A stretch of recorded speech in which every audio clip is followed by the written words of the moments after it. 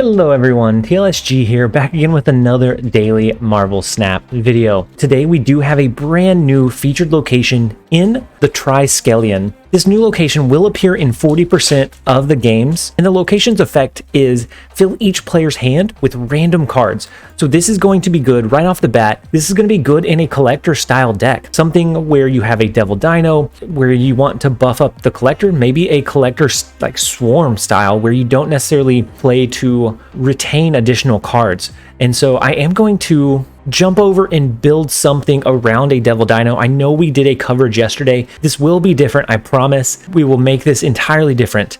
But if we can have our hand almost empty by the time the Triskelion comes up, that's going to be huge. Alright, so we did end up drafting a deck list, and actually it's going to be identical to the Ronan deck that we ran a little while ago. The Ronan deck that we ran probably a week ago focused around Mr. Negative, along with the inversed Ronan, Devil Dino, and the potential Sandman play to make sure that the opponent's cards were forced to remain in their hand. And so going into this deck build, it's very important to remember that the featured locations don't appear anywhere near as often as a hot location. Featured locations sometimes will go 5-10 games and only appear one time, and then sometimes you'll see them several games in a row, but it's very sporadic, and it's hard to push a specific deck around a location that may or may not appear. And so this deck list will operate well if we do draw into that location, but it will also operate well if we don't. And so running through the deck list really quickly, first up we have Sunspot. Sunspot is going to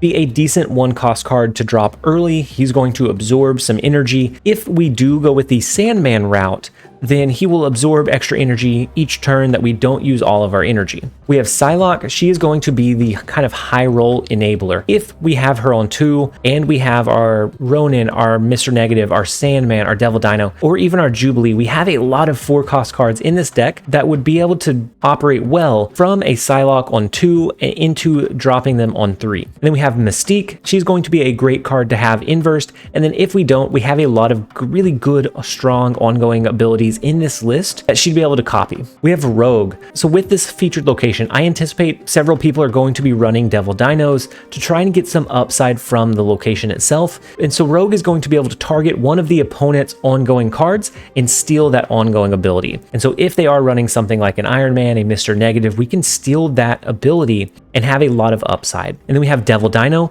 Devil Dino in this list sometimes is going to end up being just about 4 power because we will hit a really high roll game where we have a lot of inversed cards. And then other games, it is going to be something like a 14 power card that we push onto the board. And then if we do get the upside of drawing into the new featured location, then Devil Dino is almost guaranteed to be at least 10 to 12 power. A lot of times we can manipulate it where it'll end up being 12 or 14 power as well. And then we have Ronan. Ronan is going to be in the exact same position as our Devil Dino. If we draw into the featured location and the opponent doesn't want to flood their board with the random cards that they get, Ronan is going to be able to be pretty large in this list. If we get the upside of having Sandman on the board before our Ronan, then all of a sudden Ronan is going to be a 12 power card as well, which is going to be really hard to compete with, especially if we hit that with an Arnim Zola on 6, and then all of a sudden we have 2 12 power cards in the lanes. It's just going to be a very hard to compete with power source in this deck list with this featured location. And then we have Jubilee. Jubilee is going to be a way to, if we don't have any other high priority 4-cost cards, we can potentially drop her to pull into Mr. Negative, to pull into Sandman,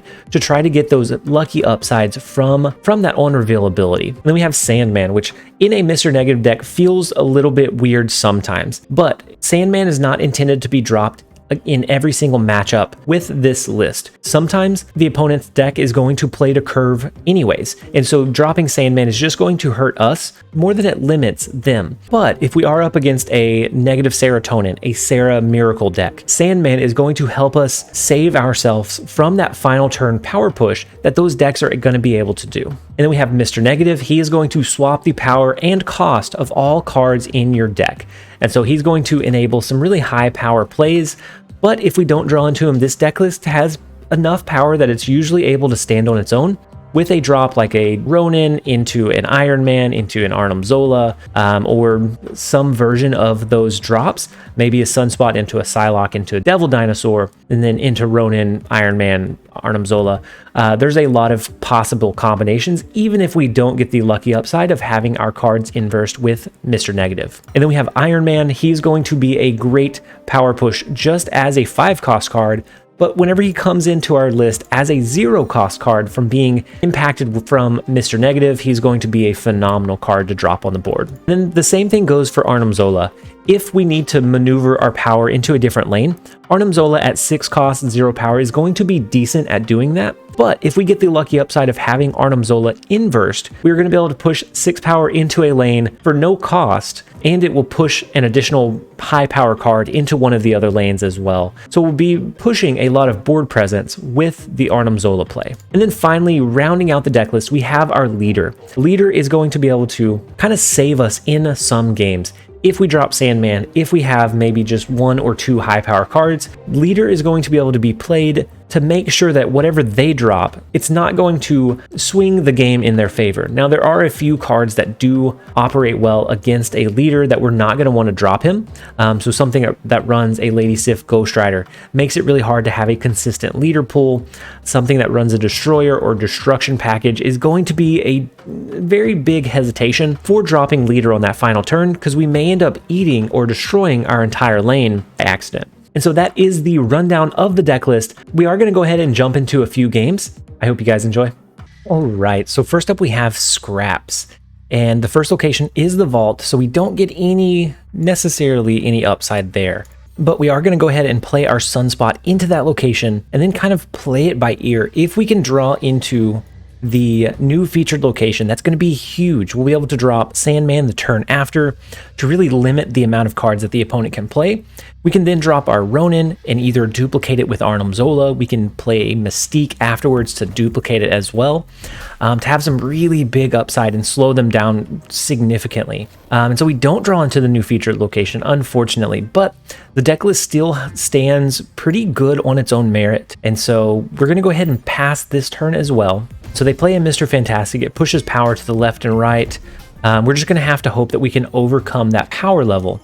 And then we do draw into our Mr. Negative, which is going to be pretty good. I think most likely our high power push that we're going to want to do with maybe like an Arnim Zola will be in the hollow location after that destruction triggers this turn. Okay, and so then we have a few more cards. We have a couple of decent triggers. Oh, beautiful. That is absolutely phenomenal. And so now it comes down to which do we want to drop. We could do a Ronan, or we can do our Devil Dino. We can copy the Devil Dino with our Mystique. And then if we end up needing additional power here, we can always push more with a Arnim Zola this next turn. So I feel pretty good about that play line. We are going to go ahead and snap off of it, and then we can kind of assess from there. We also have the leader play, which can match whatever they end up playing. Unfortunately, they do end up retreating, so we're not able to see it play all the way out, but we will take cubes where we can. The season has just reset, so we are on that infinite grind. We're not playing any like hard meta decks like Negative Serotonin. We are playing like new fun decks all the way to infinite, and so it may take a little bit longer than if we were grinding something that was super efficient. But let's go ahead and jump into our next game. All right, next up we have Reaffirm Beeg 228. That is as bot-like as you can get, good sir. Running the Colossus avatar. I'm just waiting for the black and white for that final verification. But guys, we did make some changes to our mic settings. We have a limiter in place. We have a couple of different things to make it hopefully sound a little bit crisper. There's not as much background noise going on. So like the computer revving up like it's launching into space whenever the fans kick on. None of that should come through anymore. Same with like the heavy breaths.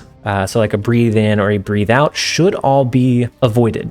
And so please let me know if it sounds good, if it sounds bad. Please let me know in the comments below, because I am trying to consistently improve on the quality of the videos, the quality of the stream. And so we did make that happen. And we also have a mic. I think it's a boom stand. It's an arm, a mic arm, to be able to more easily adjust our mic placement as well. And so they snap off of something here. I'm not if they are a bot, I'm not sure what they're snapping off of. But I think we copy the Devil Dino. Or do we wait until the very last turn? Yeah, let's go ahead and do a Jubilee here. Let's do a Jubilee into Muir Island, just in case we pull into like a Ronan or something, and then we'll be able to finish this one out with an Iron Man next turn. We can then copy the Iron Man into one of these other lanes. We'll see. We'll kind of see from there. And so they are a bot. There is the black and white variant verification that we were looking for. But I mean, this is the beginning of the season. We are not holding back any cubes. We will farm bots if that is what it takes. We will farm them all day long. So actually, instead of doing the Mystique copy here, do we do the Arnim Zola Iron Man, which would push one here and here? That's not a good amount of power. I actually think we're just going to have to do the Iron Man into Muir Island, finish this one off, and then do a leader play. I think we're going to have to lean very heavily on the leader here. And so we are going to follow the leader and his guidance and play to see what we can do. So they play a lizard in the Fisk Tower. We're not going to be able to compete for that location. We should have no problem having the Avengers compound locked down. And so I think by dropping a leader here, we have the win in a bag. In the bag? I don't know why it would just be a random A bag. So we are going to snap back. We're going to drop the leader, which if it is a bot, a lot of times they don't play into a leader unless they have something that can ruin your lane. And so I would anticipate that they don't really drop much in the leader lane or much at all, so that we can easily lock down the win there. Coming into that last turn with priority or with initiative, we do know that we can pretty easily lock down the rest of the game. And so easy bots, easy 8 cubes, good start to the season. Let's go ahead and jump into one more where we are up against a human opponent. All right, next up we have Sifter, and in our starting hand we have our Mr. Negative. We don't have our ramp component or our Sandman, which is going to be, I think, a really high roll for us to get, so that we can drop Psylocke on 2, we can drop Sandman on 3, and then if we did draw into that random location, if we did draw into the featured location, we can really work to lock it down. But okay, so they have an Adam Warlock, they have a Wasp, which gets the Washington DC buff here. Very, very interesting. Same with the Squirrel Girl tokens. Okay, so we're gonna go ahead and pass on turn 3 as well. I don't think it's worth dropping the Psylocke at this point. So they are running a token deck. So Washington DC is like the perfect location they could have asked for in this game. And the same thing with Onslaught Citadel. We are in for a bumpy ride. So I think we do our Mr. Negative. I don't think it matters necessarily where. We can do our Mr. Negative, which will inverse our cards. The Patriot is going to get the double onslaught Citadel bonus. And then if they played Misty Knight right after the Patriot, right? So they can't Mystique here. So that is going to be pretty good to know. And then I think, do we end up going with a Sandman play here? We could do the Devil Dino, the Sandman. That's going to stop them from playing a lot of their cards in the same turn or on the same turn, but maybe they end up going with a Magic here and Onslaught next turn, and then so maybe they aren't going to be able to flood the board anyways. So we're gonna go with an Iron Man here. If we get Mystique next draw, we will play her here, amplify our power here, because they're gonna have some pretty big power pushes. But there's the upside of not having the token here, and only having the potential of having 3 tokens in Monster Metropolis as well. So let's go ahead and lock in Iron Man. So they do Abomination, so they're not extending the game like I thought they were going to. Kind of unfortunate for us. We have much less time to make things happen than we thought we did. So we can actually steal their Patriot bonus here. They have initiative though, so either we steal their Onslaught, which is not going to be great for us, or we steal their Patriot bonus, which would be a pretty good high roll. The 3 power is going to be quadrupled, and so that would be 3/6. It'd be 12 power here, which if we get their Patriot would, I think, be enough to win this location and allow us to compete for the Washington DC lane. And so let's go ahead and lock that in. Let's hope that if they do an Onslaught here, that we do get the upside of hitting the Patriot. It is a 50-50 flip. Shoot, that is not what you want to see. That is not what we need. We do have a huge 768 power in the Onslaught Citadel, but we just don't have enough to make things happen. Unfortunate. All right, so next up we have Turtle Time 99. I think we're going to open with our Sunspot. We then will have the chance to kind of see what they're going to play. I doubt we get a turn 2 play. Oh, so the second location is the Triskelion. And I have to watch myself. I keep wanting to say skeleton, and that is absolutely not the correct way to pronounce it. So we do get a couple of plays here. So I mean, it is what it is. We get a yellow jacket, which is the first time. This is going to be the first time I play a yellow jacket onto the board, I think. And so then we're going to follow that up with a Colossus. And next turn, we can either start playing our cards naturally. If we draw into Sandman, we want to drop that on 4 to make them retain and hold in their extra cards as much as possible. And so they do go with a Yondu, which kills. I didn't see what card it killed. If that killed our... It very well could have killed our Sandman. I didn't catch it. I think I'm just going to go with the Cyclops on this turn. I'll go with the Cyclops into the big house. I want to leave this lane open. I was considering dropping the debris, but I do want to leave this lane kind of open, so if we do a big Devil Dino, then we can always drop Ronan there to push it into these other 2 lanes, to push that power where we need to or where we want to. We could also do a rescue and then do the 9 power here and here, where they have quite a few cards in hand. We could also do a Ronan, and maybe we kind of hold that and drop it strategically if we need to. I am going to drop our Devil Dino. I'm going to let them know that yes, we are running a very high-end, high-impact Devil Dino. We're wanting to retain these cards. Style of build. So do we do the Iron Man here? I think we do the Iron Man into the Triskelion. That is going to allow us to do an Arnim Zola next turn. I don't think they're going to be able to push much power into the big house. And so let's go ahead and snap. I feel fairly confident. They end up retreating. So I felt fairly confident about where we were at and being able to replace the Devil Dino into the other 2 lanes, where it was going to be hard for them to push power.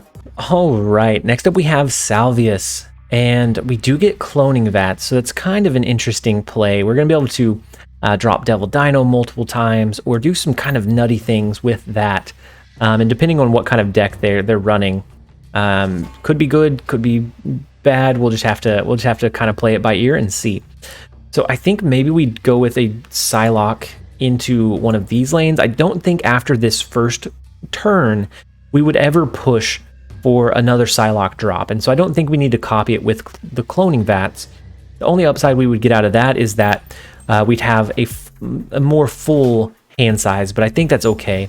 Ooh, so they're running a dagger, so they're running a move style deck. Ooh, so that could be pretty challenging, especially if they end up having multiple daggers here. So then they're going to use the Hulkbuster, which will send a 5 power dagger back into their hand for a pretty large start to the game. And so, ooh, it could be pretty rough.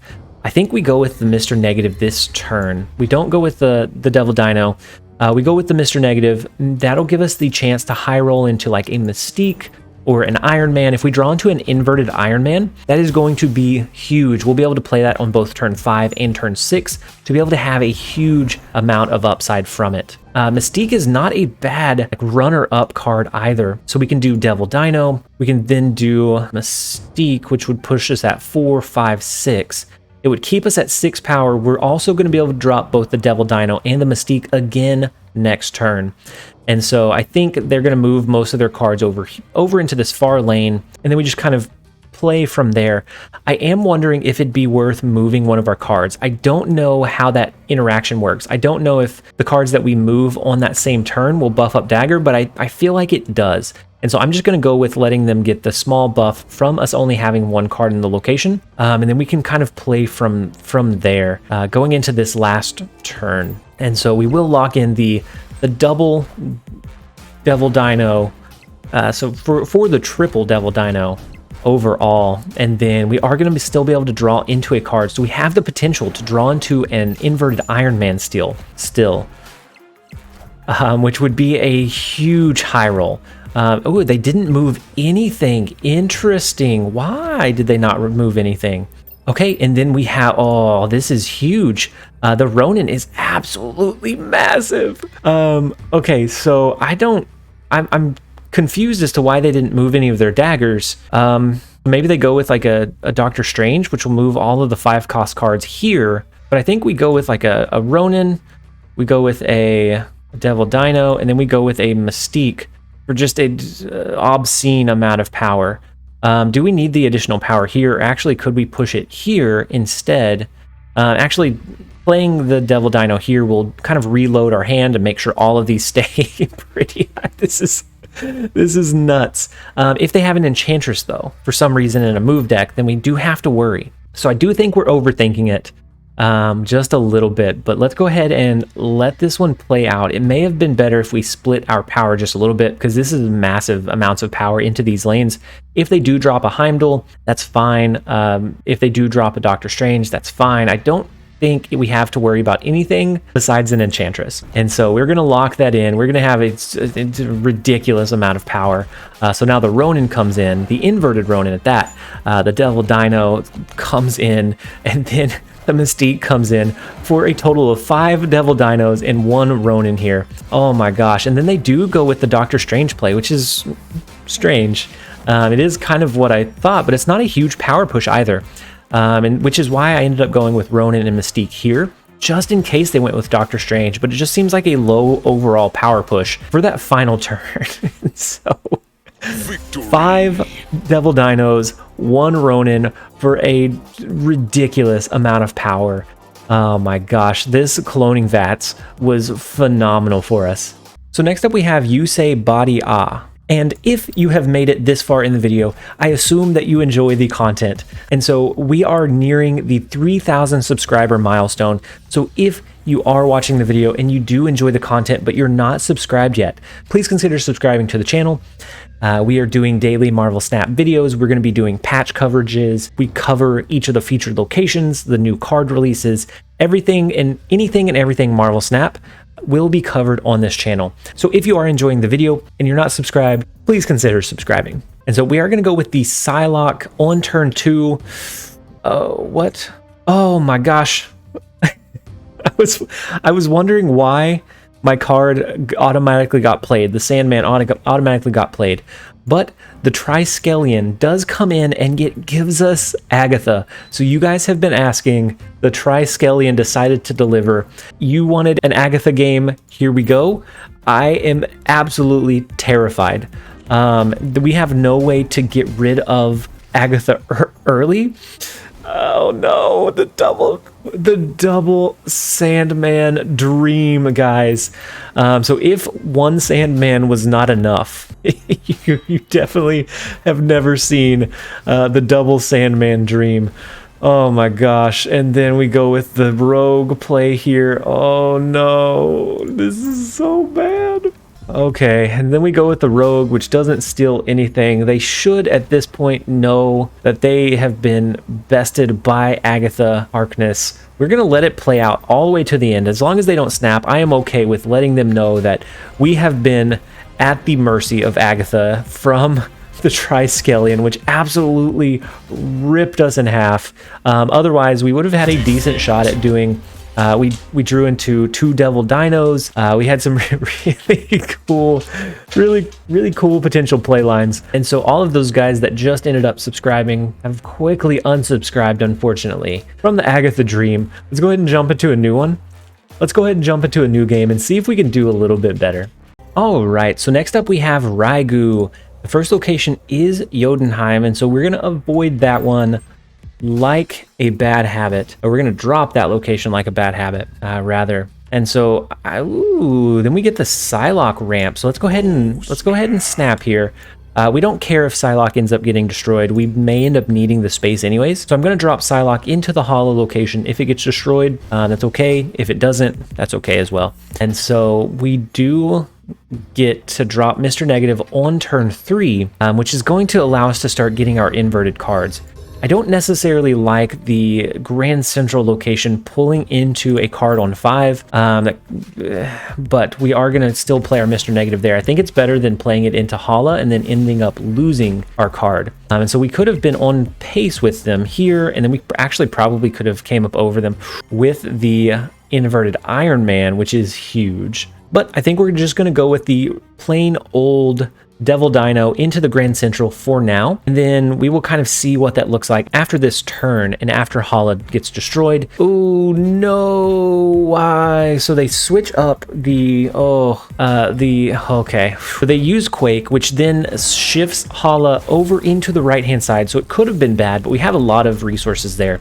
That actually works in our favor on so many levels, actually. By pulling our whatever card it pulls into after this turn, and then Jotunheim is going to reduce their cards here. Absolutely huge play for us, and we didn't even do it. Didn't even have to try to do it. So I think we're going to go with Jubilee, and then we're going to drop Iron Man into the Hala location to really amplify our power push there. I'm not going to try to push our advantage because I feel like they're down in the dumps. As soon as they see in the inverted Iron Man, they're going to leave anyways. I'm not going to play our Mystique. I'm going to see what we draw into with our Jubilee, what we pull into naturally with Grand Central, and then that way maybe we play our Mystique over in Jotunheim instead. So they have the Collector, they have the Sentinel, so a decent buff to Collector there, but it's not going to be quite enough. And so maybe they have a Devil Dino, and so we might end up having a good card choice from our Rogue, but we pull into Ronan, which is pretty good for us, with them reloading their hand with things like Mantis, with things like Sentinel. That is pretty big, and so we are going to copy the Iron Man here, which we could have done naturally because it was a zero cost card, but that's not what. Ooh, and then they pull into the Arnim Zola that they pulled from our deck, and so it kind of stabs them in the back. They are now capped out in Jotunheim. All we have to do, we don't have any cards in our deck. Oh, that's not good. So I guess we probably need to pass on this turn to keep the Devil Dino at a 2. Oh my gosh, we ended up between the Grand Central and our inverted cards being able to really high roll. So they must have stolen our Sandman and our Arnim Zola, and then one of our other cards as well. They had a lot of our cards in their hand, so that made our Ronan pretty large. 16 power Ronan, that's nuts. With that win out of the way, we are going to go ahead and end the video here. I hope that you guys enjoyed the video. If you did, make sure to leave it a like and a comment. Please let me know what you thought of these mic settings, if I need to tweak them a little bit further, if what it was before sounded a little bit more crisp or clean, or if this sounds pretty decent. And so I hope you guys enjoyed the video. And as always, this has been TLSG. Later, guys.